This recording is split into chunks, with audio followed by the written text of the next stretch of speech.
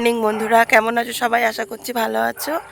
আমিও ভালো আছি। আমি পূজা। আমার আরও একটি নতুন ভিডিওতে তোমাদের অনেক স্বাগত আর অনেক ভালোবাসা।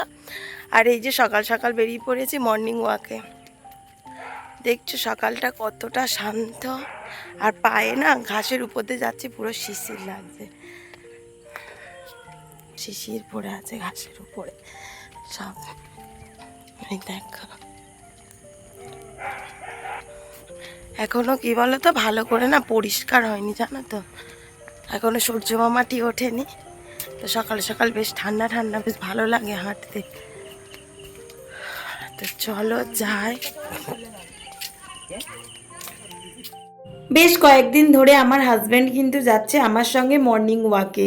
ও গেলে কিন্তু বেশ ভালোই লাগে, দুজনে একটু গল্প করি।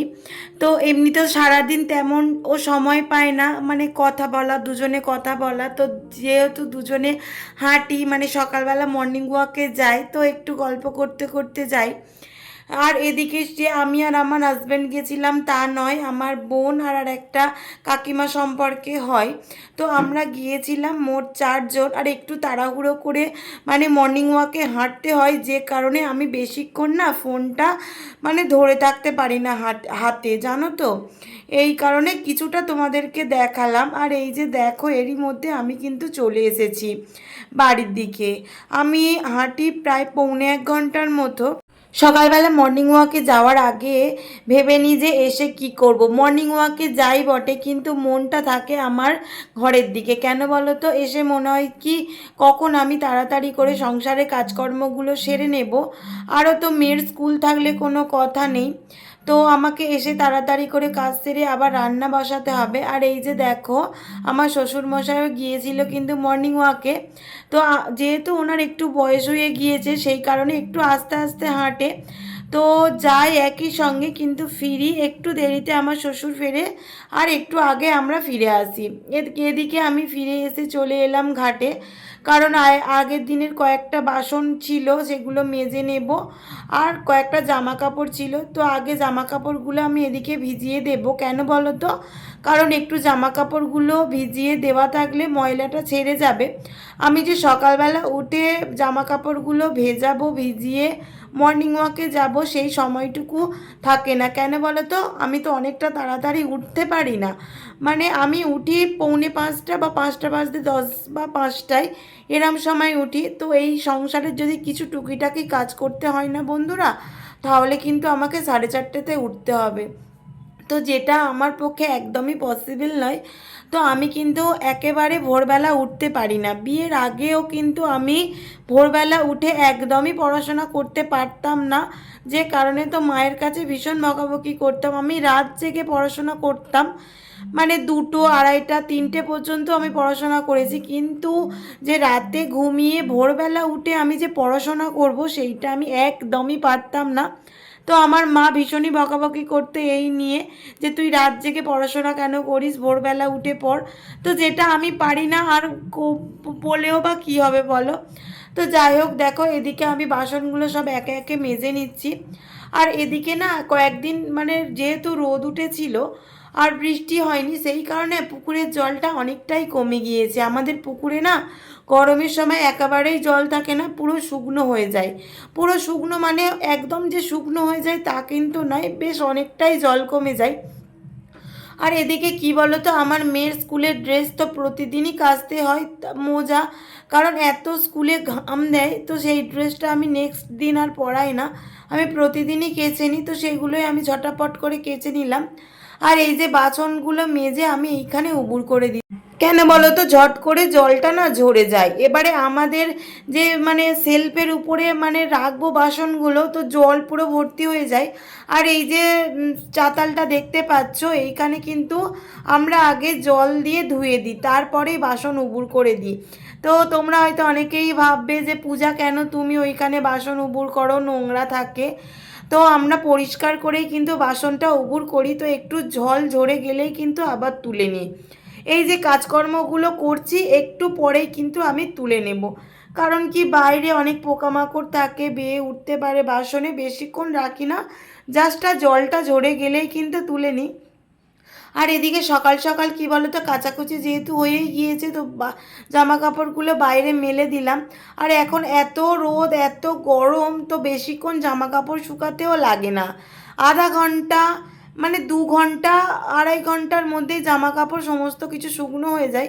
সকাল টাইমটা মানে রোদ তেমন একটা থাকে না, কিন্তু সূর্যটি একটু উঠলে, একটু বেলার দিকে 8টা থেকে এত প্রচণ্ড রোদ এই উঠানটায় এসে যায়, সে আর বলার কথা নয়। এবারে যেদিন করে মর্নিং ওয়াকে যাই সেদিন করে তো আমার তাড়াতাড়ি রান্না, মানে কাচাকুচি সমস্ত কাজ হয়ে যায়। আর যেদিন করে একটু দেরি হয় না বন্ধুরা, ঘাটের কাজ সারতে এতটা কষ্ট হয় যে তোমাদেরকে কি বলবো। কারণ কি, এই উঠানে তারপরে আমাদের ঘাটে প্রচণ্ড রোদ এসে যায়, এই কারণে। আর আমার হাজব্যান্ডকে এদিকে বাজারে পাঠিয়ে দিয়েছিলাম বেশ সকাল সকাল, কারণ কি ফ্রিজে একটাও মাছ ছিল না। আমার ফ্রিজে কিন্তু সবসময় কিছু না কিছু মাছ আমি রাখি, কারণ আমার মেয়েটা যেহেতু আছে, মেয়েটা ছোট, এই কারণে ডিম, মাছ আমি এগুলোই সবসময় ফ্রিজে রেখে দিই। আর আমার মেয়ে তো একটু কাতলা মাছ, ডিম এগুলো খেতে ভীষণই ভালোবাসে। তো হাজব্যান্ডকে আমি পাঠিয়ে দিয়েছিলাম বাজারে, কারণ সকাল সকাল বাজারে গেলে একটু ভালো মাছ পাবে, দেশি মাছটা পাবে আর কি। তো যে কারণে আমি ওকেও পাঠিয়ে দিয়েছি বাজারে। আর আমি এদিকে সমস্ত কাজকর্মগুলো সেরে নিলাম। আর এদিকে কাজকর্ম সেরে চলে এলাম কি বলো তো, একটু জল গরম করতে। মানে সকালে করে আমি যেহেতু উষুম উষুম গরম জল খাই, আমি কিন্তু আগে লেবু দিয়ে খেতাম, তো এখন যেহেতু লেবু ছিল না আমার কাছে, সেই কারণে শুধুমাত্র গরম জলটাই খাই আর কি। কিন্তু লেবু দিয়ে খেতে না আমার বেশি ভালো লাগে, আমি মধু দিয়ে খাওয়া একদমই পছন্দ করি না। আর শুধু যে উষুম উষুম গরম জল খাবো, তাও আমার কেমন যেন গা গুলাই, মানে লেবু দিয়ে খেতে আমার ভীষণই ভালো লাগে। আর এদিকে লেবু জল খাওয়ার পরে কিছু টুকিটাকি কাজকর্ম ছিল, সেগুলো সেরে নিয়ে চলে এলাম সকালে চাটা বানিয়ে নিতে। দেখতেই পেলে 3 জনের 3 রকমের খাওয়া দাওয়া।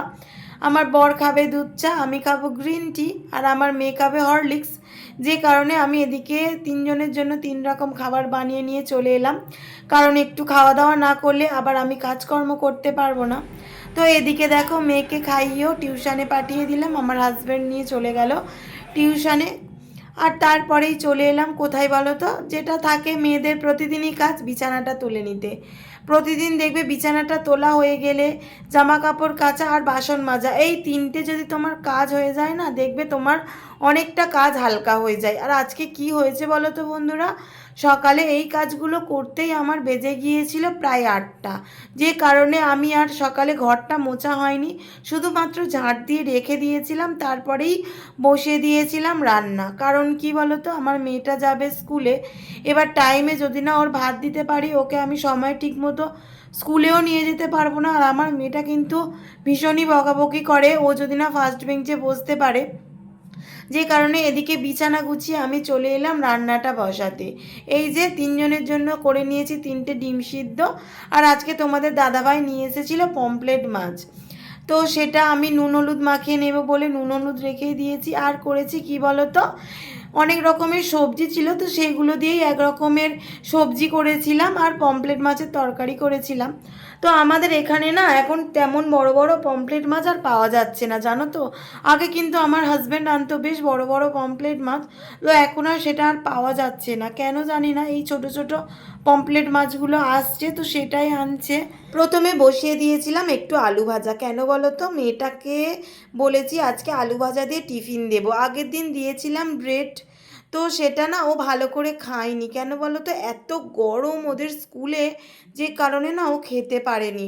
তো আজকে বলেছি কি একটু আলু ভাজা দিয়ে মুড়ি দেবো, তাহলে ও জল দিয়ে ভিজিয়ে একটু ভালো করে খেতে পারবে। ও কিন্তু খুব ভালো খায় জানো তো, আলু ভাজা দিয়ে মুড়ি, ঝুড়ি ভাজা দিয়ে মুড়ি, তোমরা দেখবে আমার মেয়ে কিন্তু এগুলো খেতে ভীষণই পছন্দ করে। আর এই যে এদিকে বসিয়ে দিয়েছিলাম পমপ্লেট মাছের তরকারিটা, একদম ইজি সিম্পলভাবে করেছিলাম। তো প্রথমেই মাছগুলো ভেজে নিয়েছিলাম, তো তারপরে এদিকে আদা রসুন পেস্ট করে নিয়েছিলাম, আর কেটে নিয়েছিলাম ডুমো ডুমো করে আলু আর পেঁয়াজ আর টমেটো। তো এই উপকরণ ছিল। তো আলু, পেঁয়াজ, টমেটোটা একটু ভালো করে ভাজা ভাজা করে নেব, আর সামান্য একটু নুন দিয়ে ভাজা ভাজাটা করে নেব, কেন বলো তো, যাতে টমেটো আর পেঁয়াজটা খুব সুন্দরভাবে গলে যায়, এই কারণে আমি নুন দিয়ে দিয়েছিলাম একটু। আর দেখো খুব সুন্দরভাবে ভেজে নেব, কারণ দেখবে সবজি ভাজার উপরেই কিন্তু তোমার রান্নাটা নির্ভর করে। সবজিটা তুমি যদি একটু ভালো করে ভেজে নাও তাহলে দেখবে কি বলো তো, একটা কাঁচা গন্ধ যে বেরোয় সেটা বেরোয় না। আর যেহেতু টমেটো আছে, তো টমেটোটা একটু ভালো করে না ভাজা ভাজা করলে একটা টমেটোর কাঁচা গন্ধ ছাড়ে। তো এরপরেই আমি দিয়ে দিলাম সমস্ত রকমের মশলা, হলুদ গুঁড়ো, লঙ্কার গুঁড়ো আর নুন, আর তারপরেই দিয়ে দিলাম আদা রসুনের পেস্টটা। তো সেটা দিয়ে আমি ভালো করে কষিয়ে নেব। আর একটু সামান্য আদা রসুনের পেস্ট আমুল দিস্তাতে ছিল, তো জল দিয়ে সেই জলটাও দিয়ে দিলাম। তো তারপরে খুব ভালো করে আমি কষে নেব, যতক্ষণ না তেল ছাড়ছে, তো ততক্ষণ আমি বেশ সুন্দর করে আমি মশলাটা কষিয়ে নেব। অন্য সময় কিন্তু আমি আদা বাটা দিয়েই আমি পমফ্রেট মাছের তরকারি করি, তো আমার হাজব্যান্ড আবার খেতে চায় না রসুন না দিলে, যে কারণে আজকে আদা রসুন দিয়েই করলাম। আর এই যে এদিকে আমি কষিয়ে দিয়ে দিলাম জল, বেশি জল দেব না, কারণ আমি আর আমার হাজব্যান্ড শুধুমাত্র খাবো। তো এরপরে জলটা ফুটে গেলে, আলুটা একটু সিদ্ধ হয়ে গেলে তার মধ্যে দিয়ে দেব ভাজা মাছগুলো। তো মাছগুলো দিয়ে একটু ভালোভাবে ফুটিয়ে নিয়েই তোমার রেডি হয়ে যাবে পমফ্রেট মাছের তরকারি। তো তোমরা এইভাবে করে দেখো, অবশ্যই ভালো লাগবে। তো আমাদের তো ভীষণই ভালো লাগে এইভাবে খেতে। আর এদিকে মেয়েকে খাইয়ে নিয়ে চলে গিয়েছিলাম স্কুলে।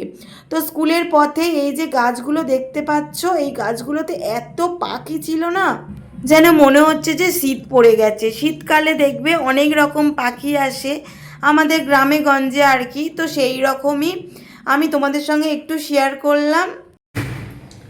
তো এই দেখো, এখন আমি ভাত বাড়ছি, এখন 1:45 মতো বাজে। তো তোমাদের রান্নার সময় দেখিয়েছিলাম আজকে কি কি রান্না করব, তো দেখো কি কি করেছি। এই দেখো, এখানে চিচিঙ্গা দিয়ে চচ্চড়ি করেছি সব রকম সবজি দিয়ে। আর এইখানে এই যে পমফ্রেট মাছ করেছিলাম, পমফ্রেট মাছের তরকারি করেছিলাম। এই আর মেয়েটা তো খাবে না পমফ্রেট মাছ, তো ওর জন্য আলু আলু দিয়ে আর ওর ডিম সিদ্ধ দিয়ে দিয়েছিলাম, ওই দিয়ে খেয়ে নিয়েছে। আর আলু ভেজেছিলাম, তো ওই দিয়েই খেয়েছে। আর এদিকে আমাদের দুজনের জন্য ভাত বেড়ে নিচ্ছি। আর রান্নার পরে আর ভিডিও করা হয়নি, কেন বলো তো, এত গরম ছিল না, আবার মেয়েকে নিয়ে তাড়াহুড়ো করে স্কুলে গেছিলাম, তো এই কারণে আর করা হয়নি। দেখো, আমি স্নান টান করে একেবারে ভাত খেয়ে নেবো, আবার মেয়েকে আমি আনতে যাব। তো চলো ভাতটা খেয়ে নিই, আবার তোমাদের সঙ্গে পরে দেখা হচ্ছে বিকালবেলা, ঠিক আছে? আজকে ভাত খাওয়ার পরে এতটাই কষ্ট হয়ে গিয়েছিল যে বাসন মাজবো সেটুকুও আমি মাজিনি, সবটাই রেখে দিয়েছিলাম। তো বিকালবেলা আমি সব বাসনগুলো মেজে এই যে ওইখানে গামলিতে উবুর দিয়ে দিয়েছিলাম, তো এখন সেগুলো আমি সব র্যাকে তুলে দেব, কারণ এই আবার রাত্রেবেলা যে বাসনগুলো পড়ে এই গামলিতেই আমি আবার ফের রেখে দিই, সকালে আমার মাজতে সুবিধা হয়। আর এখন যেহেতু গরম পড়েছে না বন্ধুরা, মনে হয় না কি সিনের মধ্যে বাসন মাজি। সকালবেলা ওইখানে বসে বাসন মাজতে না বেশ ভালো লাগে, ওই যে ঘাটের পাড়ে তোমাদেরকে দেখায় না, তো আমি কলের জলে আবার ধুয়ে নিই। তো আমার দিদিভাইরা বলে তুমি কেন পুকুরের জলে বাসন মাজো, তো আমি অবশ্যই কলের জলে ধুয়ে নিই, কারণ কি বলো তো, আমিও জানি যে পুকুরে অনেক রকম মানে পোকামাকড় থাকে, খারাপও পুকুরের জল। তো বন্ধুরা, এই যে সবেমাত্র একটু মুখটা ফেস ওয়াশ দিয়ে এলাম, আর চুল বাঁধবো। এই যে ফিতে নিয়ে এসেছি, আমি ফিতে দিয়ে চুল বাঁধি। তো সবসময় ভালো লাগে না, যখন করে ইচ্ছা করে তখন করে বাঁধি ফিতে দিয়ে। আর দেখো, ফিতে দিয়ে চুল বাঁধলে না চুলটা অনেক বাড়ে। আমার মারা মানে বলে এসেছে, আগে থাকতে শুনেছি, আমার দিদা আগে আমার চুল বেঁধে দিত জানো তো, প্রতিদিন রাত্রে করে চুল বেঁধে দিত। আমার না মানে যখন বিয়ে হয়েও আসি, পুরো এতটা চুল ছিল জানো তো, পুরো একদম পিঠ পর্যন্ত, মানে একদম নিচে পর্যন্ত চুলটা ছিল, ঠিক এতটা। এই যে দেখছো, এইরকম লেন্থে আমার চুল ছিল। তো এখন মানে বিশেষ করে বেবি হওয়ার পরে প্রচুর হেয়ার ফল হয়ে গেছে, যে কারণে চুল কেটে দিয়েছে। মানে চুল যদি উঠে যায়, তোমার চুল রাখতে একদম ভালো লাগে না। আর সেই তারপর থেকে মানে চুল কেটেই দিই, আর চুল বড় করা হয় না। তো আবার একটু বড় করার চেষ্টায় আছি। তো ফিতে দিয়েছি, চুল বাঁধছি, চুলটা বেঁধে নিয়ে একটু, প্রতিদিন বাঁধা হয় না জানো তো। আর সকালবেলা করে মর্নিং ওয়াকে যাচ্ছি, এবারে যে মানে এবার সকালবেলা উঠে চুলটা মানে খুলতে অনেকটা দেরি হয়, যে কারণে আরও আমি বাঁধতে চাই না। আর আজকে একটু হেয়ার অয়েল দিয়েছিলাম, কারণ চুলটা না কেমন যেন রাফ রাফ হয়ে গিয়েছে, কারণ সবসময় বাইরে যাচ্ছি মেয়েকে দিতে, স্কুলে দিতে আনতে, আর এত মানে পলিউশন বাইরে, সে তো আর বলার কথা নয়।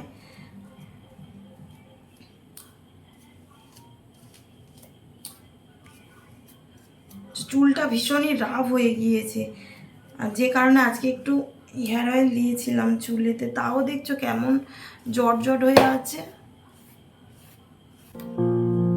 এই দেখো আমার চুলের লেন্থটা দেখো, এই যে দেখছো অনেকটা, এতটা আমার ছিল চুল, উঠে গেছে।